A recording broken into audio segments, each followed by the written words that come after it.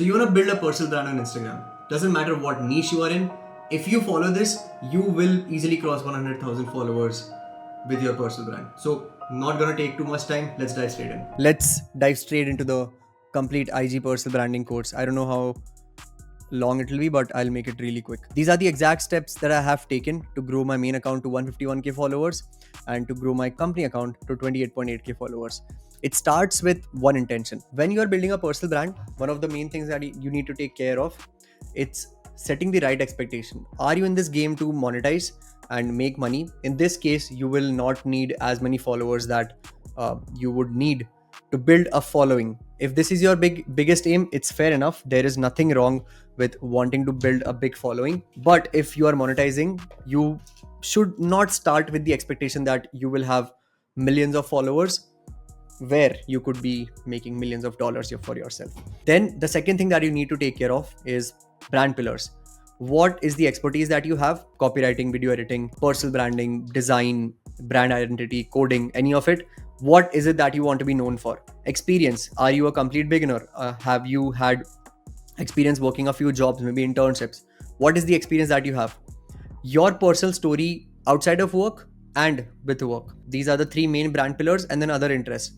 Let's say if you're interested in fitness, you're interested in reading, these then becomes like kind of your secondary or tertiary brand pillars. Then the next thing, this is probably the most discussed topic in the entire game of personal brand, which is niche. Your niche is essentially your expertise. I'm not going to say that you are your niche, you build a niche of one. Those personal brands are kind of not meant for selling, but I have seen that even if you build a niche of one, you still have your expertise stand out. So let's say if Danko tells you that you need to build a niche of one, or you are the niche, he is the niche because his expertise is being a great copywriter. Okay, so you need to define what your niche is, and then this just becomes it. Let's say if you're a freelancer, you'll be like, I'm in the freelancing niche. If you're a coach, you'll be like, I'm a relationship coach, or I'm a business coach. You're an email copywriter, you'll just say that my niche is email copywriting. Then once you define this, you define your target audience. Who are the people that will watch your content? I have seen that oftentimes people do not start working on their personal brand, or they do not take the next step because they believe that, okay, if I just want to get to my ideal client, if I create content that is personal, maybe storytelling, any of it, it will reach to people that are not my ideal clients, and I will not be able to make enough money. It's just not the case. So I've made it even more simpler. Your target audience as a personal brand are your ideal clients and your past self. Once you focus on content like this, everything becomes easier. Next thing is you need to have a great offer. What is it that you are doing to help your target audience? If you have kind of a nicheless brand, let's say if you are a dancer, you are helping your ideal audience by showing them how to dance. Okay, or let's say if you are more in the side of making money eventually, your offer and how you help your ideal client defines comes from the I help statement. So I help multiple 5-figure coaches increase their conversion on their email campaigns by 20% in 30 days.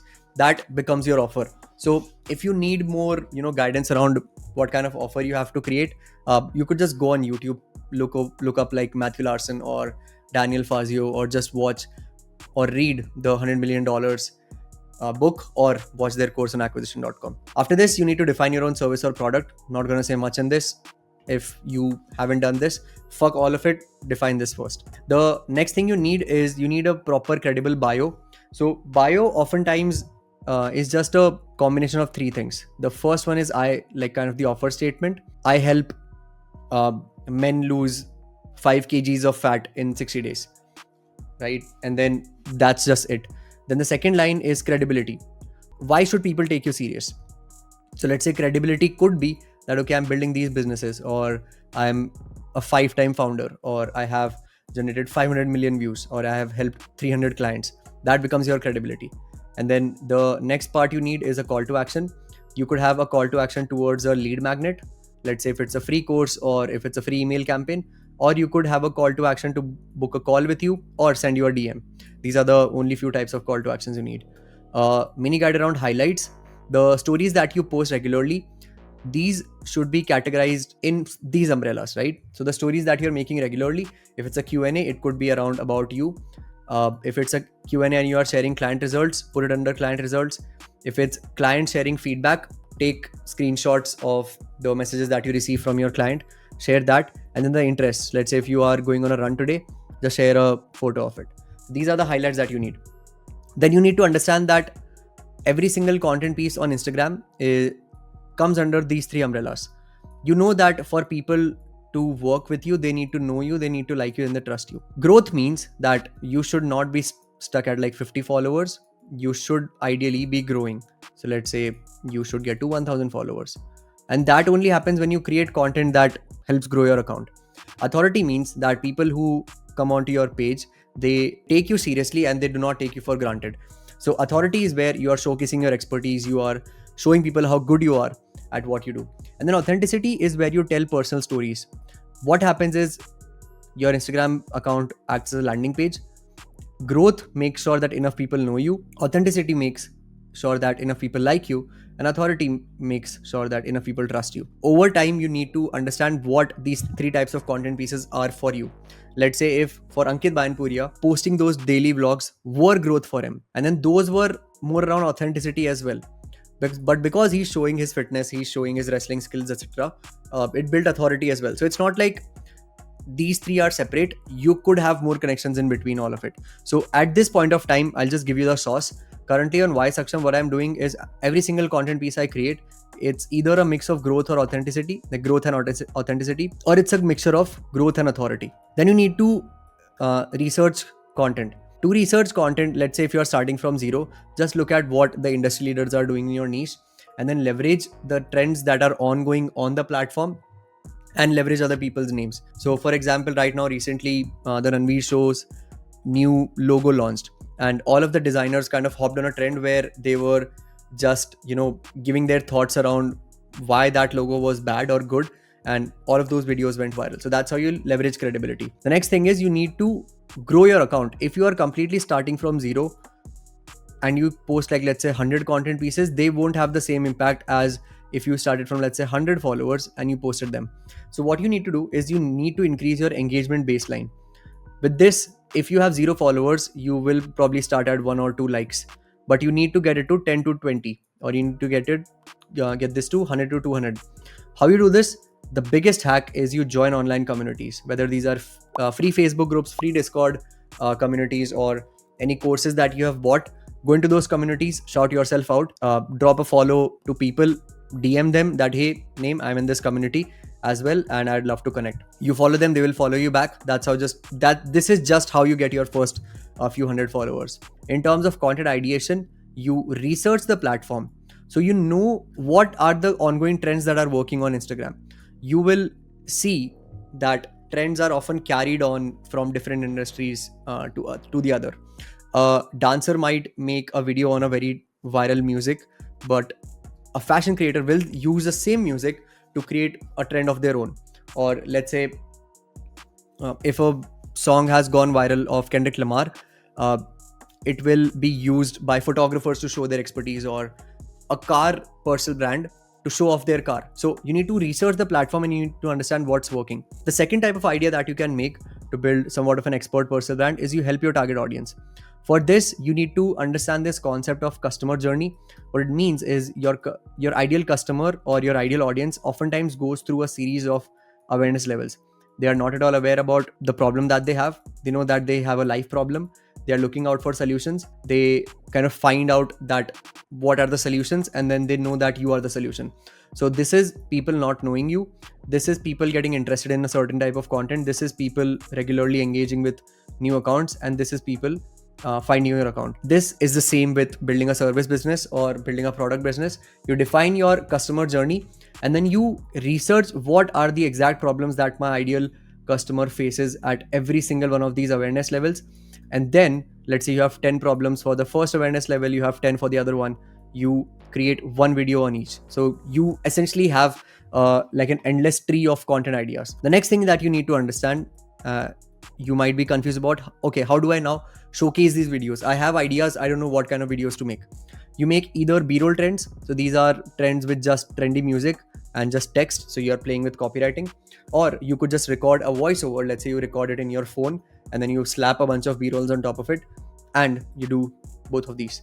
Or you record yourself talking to the camera like this and you make simple talking head videos. You do split screen videos where, for example, you see Varun Maya doing those videos where in the bottom half it's him or is AI, and then in the top half it's the b-rolls that are playing. You do those kind of videos, and then there are like hundreds of combinations that could happen with these. To give you guys a content topics for your personal brand, you talk about mindset or surface level things that, for example, if you see pages like Creator Caro talk about stuff that 5 things I wish I knew before I turned 22, stuff like those. Do those. You showcase your work. Let's say if you have built up a portfolio website, use a b-roll trend to show your portfolio website, or do make an a-roll video about how you help a client, or how you help your own like build your own portfolio website. You do videos around tips for ideal clients. You do it in these formats. You tell stories, so you tell micro stories about yourself.